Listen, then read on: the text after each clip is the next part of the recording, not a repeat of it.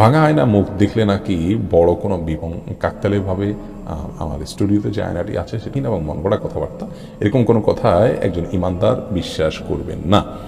সেটি ভিন্ন বিষয়।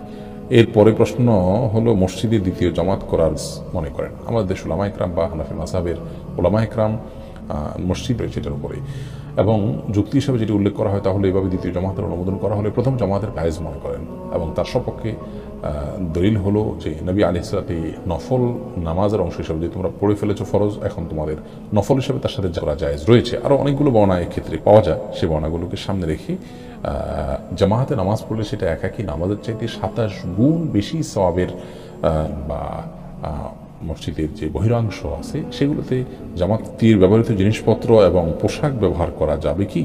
যাবে, কোনো অসুবিধা নেই। মৃত ব্যক্তি যাবেন বা তারা কাউকে যদি দিয়ে দেন সম্মত হয়ে সেটা তারা দিতে পারেন, বা ইনশাআল্লাহ বিইذনিল্লাহ।